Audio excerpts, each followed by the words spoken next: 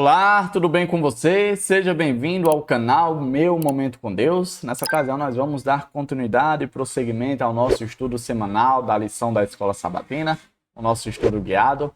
E eu louvo a Deus por estar aqui junto com você, tendo esse momento de, vamos dizer assim, de crescimento espiritual, né? De clareza, de aperfeiçoamento, a nossa busca pela santidade e santificação na presença de Deus. Isso é maravilhoso, tá bom? Antes de nós conhecermos qual será o tema de hoje, inclusive nós já estamos quase concluindo a semana de estudo, né? Eu quero convidar você a orar comigo. Então vamos buscar a presença de nosso Pai e logo em seguida conhecer qual será o estudo de hoje. Então oremos. Senhor Deus, estás nos céus, como é bom, Pai, mais uma vez, fecharmos os nossos olhos, buscarmos a Tua presença por meio dessa oração, com um propósito, um anseio de ter a tua santa presença, de ter o teu aconchego, a tua misericórdia, o teu amor. Ah, Senhor, nós queremos o céu ao teu lado, nós queremos viver eternamente contigo. Essa é a grande verdade. Nessa ocasião, mais uma vez, por meio desse estudo, nós possamos ouvir a tua voz falar aos nossos corações e que o nosso coração seja acessível, seja um terreno fértil para que possa dar bons frutos e que, acima de tudo, que ele se permita ser transformado pelo teu poder. É isso que nós te pedimos, em nome de Jesus Cristo. Amém. Pois muito bem, tudo de quinta-feira, dia 20 de março. O tema é: quem é o meu próximo? Olha que pergunta interessante. E o estudo começa logo com o seguinte ponto. Logo após Cristo mencionar os dois maiores mandamentos, que inclusive a gente já viu aqui no estudo dessa semana, o amor a Deus e o amor ao próximo, o intérprete da lei, querendo justificar-se, perguntou a Jesus: quem é o meu próximo? E aí Jesus disse quem era. Vamos ver qual foi a resposta de Jesus? Vamos ver essa resposta na Bíblia, ali no Evangelho de Lucas, capítulo 10, versículo 25 ao 37. É um pouquinho grande, né? Alguns versos, mas com certeza vale sim a nossa leitura, a nossa atenção. Então veja comigo, do verso a partir do 25, que diz assim, ó. Certa ocasião, um perito na lei levantou-se para pôr Jesus à prova e lhe perguntou. Olha que interessante, né? O propósito do garoto. Mestre, o que preciso fazer para herdar a vida eterna? O que está escrito na lei? Respondeu Jesus. Como você a lê? Ele respondeu: ame o Senhor, o seu Deus, de todo o seu coração, de toda a sua alma, de todas as suas forças e de todo o seu entendimento, e ame o seu próximo como a si mesmo. Disse Jesus: você respondeu corretamente. Faça isso e viverá.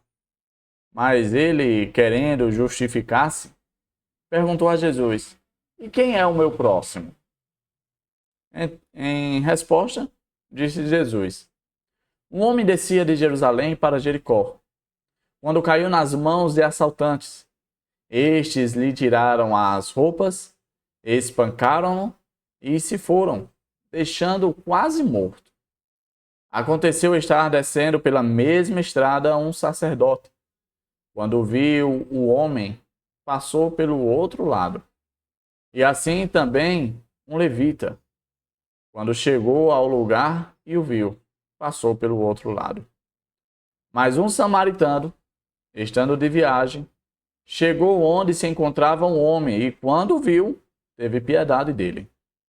Aproximou-se, enfaixou-lhe as feridas, derramando nelas vinho e óleo. Depois colocou sobre o seu próprio animal, levou-o para uma hospedaria e cuidou dele. No dia seguinte, deu 2 denários ao hospedeiro. Ele disse: cuide dele. Quando eu voltar, lhe pagarei todas as despesas que você tiver. Qual desses 3 você acha que foi o próximo do homem que caiu nas mãos dos assaltantes? Aquele que teve misericórdia dele, respondeu o perito na lei. Jesus lhe disse: vá e faça o mesmo. Olha que texto interessante. Esse texto ele tem muito, mas muito mesmo a nos ensinar, embora seja um texto bastante conhecido, né? A parábola do bom samaritano, né? Porém, essa parábola, eu imagino que na época de Jesus, ela não foi uma parábola fácil de aceitar, né, de entender, porque tratava ali de contextos, né, de personagens que tinha ali, de certo modo, um drama, né? Mas para nós hoje, que vivemos em tempos que, de certo modo, temos outros tipos de problemas, a parábola do bom samaritano ela é bastante conhecida e popular. E aqui nós vamos fazer algumas reflexões. A primeira, olha só. Jesus não apenas falou sobre justiça, mas veio trazê-la ao mundo. Uma coisa extraordinária da pessoa de Jesus. Ele não apenas pregava, mas ele vivia o que pregava. Aquela história de faça o que eu falo, mas não faça o que eu faço, não era uma realidade de Jesus. Jesus dizia, faça o que eu falo, porque isso que eu falo, eu também faço. Quando Jesus pede para mim e você termos misericórdia uns com os outros, é porque o próprio Jesus tem misericórdia comigo e com os outros. Quando Jesus pede para que eu e você andemos a segunda milha, compartilhemos a capa e, se preciso for, ofereça o outro lado da nossa face para levar um tapa, é porque o próprio Jesus fez tudo isso e muito mais. Veja, ele deu a própria vida. Ele entregou a si mesmo por amor a mim e a você. Então, tudo que Jesus pedir para mim e para você, ele vai estar completamente cheio de autoridade para pedir. Por quê? Porque ele é exemplo, porque ele é modelo, porque ele foi além do que ele pede para mim e você. A história do bom samaritano é uma história que reflete isso. O mestre da lei ali tentando colocar Jesus à prova, né? Vendo se Jesus ia ficar sem ter resposta, sem saber o que dizer. Perguntou, olha, quem é o meu próximo? E aí Jesus contou uma parábola extraordinária. Conta ali que um homem foi pego por assaltantes, né, por bandido, e ficou quase morto, largado na rua. E ali passou um sacerdote, um homem de Deus, e passou de lado. Às vezes a gente não entende o contexto, mas era comum em rotas assim passarem levitas, homens, sacerdotes, homens de Deus, né, porque eles moravam em um determinado ponto e para ir servir, trabalhar no templo em Jerusalém, eles tinham que fazer um percurso. E essa rota de um ponto a outra normalmente era uma rota bastante perigosa, uma rota de bandidos e assalto, onde as pessoas se aproveitavam ali da situação para pegar pessoas que estavam indo de um ponto para outro. E aí o sacerdote, quando viu aquilo, ignorou, né? Passou de largo, desviou, deixou para lá. As pessoas podem pensar, não, mas talvez ele tivesse preocupado em não se contaminar, porque estava indo para o templo, né, para servir a Deus. E ali tinha a questão da purificação, que tem que se apresentar diante de Deus puro e tal. Jesus, ele bateu rigidamente contra esse tipo de pensamento. Porque, embora isso seja um preceito de Deus, mas existem coisas que são muito mais importantes. Utilizando-se de outro contexto, né, quando os fariseus acusaram Jesus de estar quebrando o sábado, Jesus respondeu dizendo o seguinte, olha, se um animal teu cair dentro do buraco, você não vai lá e tira ele de dentro para evitar que ele morra, né? Por que é que você não pode fazer o bem às pessoas que, pelo menos na teoria, e que deveria ser na prática, são mais importantes do que os animais? Pois é. Jesus, ele trata e ele classifica as pessoas num grau de importância muito elevado. Não foi à toa que ele deu a própria vida para redimir, para salvar, para trazer redenção e salvação para as pessoas. Tá certo?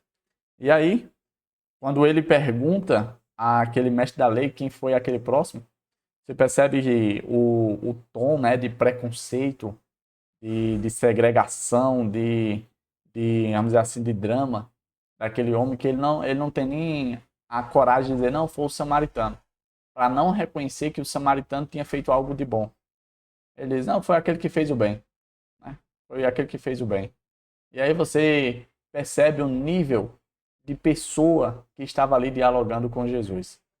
que não consegue separar as coisas, que não consegue baixar, descer do salto, ser humilde, para reconhecer que pode melhorar, que pode ser uma pessoa melhor, que pode aprender com outras pessoas, coisas que, quem sabe, não estão sendo colocadas em prática.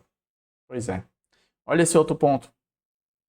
Enquanto Jesus ele fala de justiça e promove justiça, em contraste com Satanás, que desejava o poder e pretendia usurpar o trono de Deus, Jesus se humilhou e se identificou com os que viviam debaixo do pecado, da injustiça e da opressão, sem contudo ser infectado pelo pecado. Sabe aquela história de que nós não somos do mundo, mas nós devemos, de certo modo, nos compadecer com o mundo? Eu vou explicar melhor. Eu e você estamos em meio, com certeza, a pessoas que podem, possivelmente, estar vivendo uma desgraça na fé. E embora eu e você tenhamos tempo de qualidade na presença de Deus e desfrutemos desses momentos, eu e você também devemos ter um olhar especial, misericordioso e atencioso com as pessoas que, infelizmente, estão vivendo no laço da escravidão de Satanás. Porque da mesma forma que Satanás um dia tentou usurpar o trono de Deus, hoje Satanás tenta também tomar à força a vida das pessoas. E tomando, coloca elas em situação de escravidão. Algumas pessoas vivem refém de Satanás. E ao invés de eu e você ignorarmos, ao invés de eu e você fecharmos os olhos para esse tipo de situação, eu e você devemos ter compaixão. Devemos ter paciência com essas pessoas. Muitas vezes a gente não tem paciência, a gente não quer nada com a vida, pois vá viver a sua vida, vá para a sua triste situação e eu vou viver a minha vida. Eu já tentei, eu já fiz a minha parte e tal, e você não quer saber de nada, então fique com os seus problemas que eu não estou mais nem aí para você. O que eu pude fazer, eu fiz. Esse tipo de situação não deve acontecer com a gente. A gente deve ter paciência, deve ter amor, deve ter tato, sensibilidade, porque da mesma forma, Deus age comigo e com você. Quantas vezes a gente precisa melhorar alguns aspectos da nossa vida e a gente, vez por outra, vai lá, fracassa, peca, cai de cara no chão e ali Jesus oferece perdão, oferece a redenção novamente. Ou seja, a mesma paciência que Deus tem comigo e com você, eu e você devemos ter com os nossos semelhantes, com o nosso próximo. Porque é isso que o cristianismo significa. É fazer a mesma coisa que Cristo fez comigo e com você. Se nós fizermos isso, nós estaremos sim sendo verdadeiros e autênticos cristãos. O Salmo 9, verso 8 ao 9 diz: Ele mesmo julga o mundo com justiça, julgará os povos com retidão. O Senhor é também alto refúgio para o oprimido, refúgio nas horas de angústia. O Salmo 146, verso 7 a 9 diz: Acrescenta que Deus faz justiça aos oprimidos e dá pão aos que têm fome. O Senhor liberta os encarcerados. O Senhor abre os olhos aos cegos. O Senhor levanta os abatidos. O Senhor ama os justos. O Senhor guarda o estrangeiro. Ampara o órfão e a viúva. Porém, transtorna o caminho dos ímpios. E aí finalizo o estudo de hoje dizendo: como a palavra de Deus poderia ser mais clara em relação ao nosso dever de servir as pessoas que enfrentam dificuldades e aflições. Eu creio que não pode e não tem como ser mais claro que isso. A questão é, embora o Senhor seja claro naquilo que Ele requer de mim e de você, a pergunta que não pode faltar nessa ocasião é: você está disposto, você está disponível de fazer, quem sabe, aquilo que muitos não querem fazer? Pois é isso que vai distinguir os de Deus e os que não são de Deus. Tá certo? Papai do céu te abençoe, te proteja de todo mal. Chegamos a mais um fim de um estudo da lição da Escola Sabatina. Foi maravilhoso. Eu, particularmente, eu gosto muito do estudo da quinta-feira, porque era como se fizesse um fechamento, assim, uma conclusão completa. Mas nós ainda não finalizamos a semana. Amanhã, no caso, no próximo estudo, teremos ainda o estudo adicional. E você é meu convidado a estar aqui para a gente, sim, encerrar com chave de ouro mais uma semana, tá bom? Até a próxima e tchau, tchau.